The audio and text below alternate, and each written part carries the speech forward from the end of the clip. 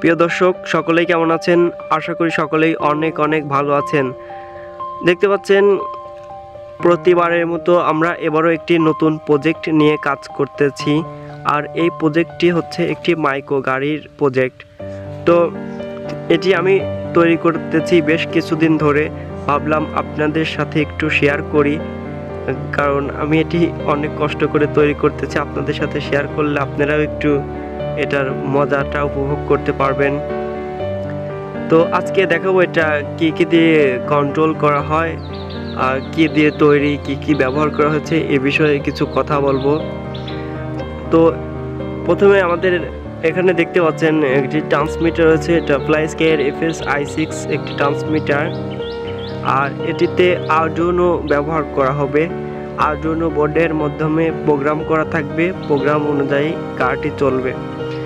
বিশেষ করে আরডুইনোতে যে কাজটা করা হবে, এই যে পিছনের যে ইন্ডিকেটরগুলো এগুলো চালানোর জন্য আরডুইনো ব্যবহার করা হবে।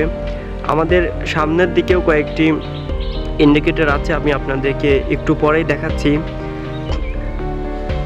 দেখতে পাচ্ছেন আমাদের পিছনে দুটো চারটা ইন্ডিকেটর রয়েছে। এখানে নিচের দিকে দুইটা দেখতে পাচ্ছেন। আমাদের কারটি যদি ব্রেক করে অথবা ব্যাক করে, সেই সময় আমাদের এই নিচের দুইটা ইন্ডিকেটর কিন্তু জ্বলবে। যদি ডানে বামে যায় তখন আমাদের দুই সাইডের দুইটা ইন্ডিকেটর জ্বলবে। আর এখানে আমাদের চাকাটি দেখতে পাচ্ছেন, চাকার উপরে মাডগার্ড এখনও লাগানো হয় নাই। চাকাটি তৈরির ভিডিও আমি ইতিমধ্যেই ইউটিউবে আপলোড করেছি, এই ভিডিওর ডিসক্রিপশনে লিঙ্ক দেওয়া থাকবে, আপনারা দেখতে পারেন চাইলে।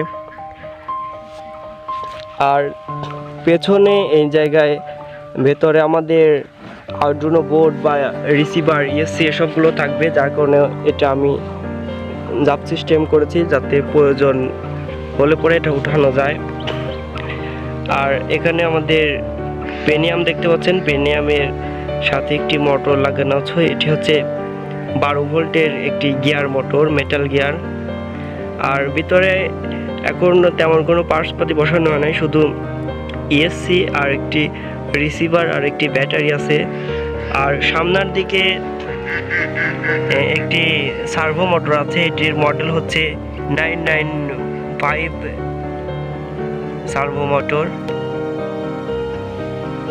তো আমি এখন আপনাদেরকে একটু সামনের দিক থেকে দেখাচ্ছি। সামনে আমাদের এই জায়গায় হেডলাইট বসানো হবে, এগুলো এখনো বসানো হয় নাই। আর এই যে দেখতে পাচ্ছেন এটা কিন্তু সামনের ইন্ডিকেটর, এটা সাদা দেখা যাচ্ছে, কিন্তু যখন লাইট জ্বলবে এটা লাল হয়ে যাবে।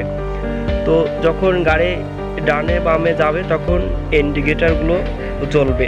এটি আরডুইনোর মাধ্যমে প্রোগ্রাম করা থাকবে।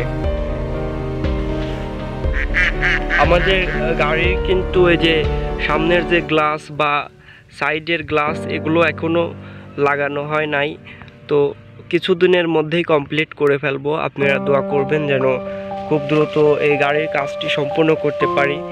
আর এই গাড়িটি কতটুকু লম্বা আপনাদেরকে একটু ধারণা দেয়। এটি লম্বা আছে প্রায় 3 ফুটের মতো, আর চওড়া প্রায় 1.5 ফুটের মতো।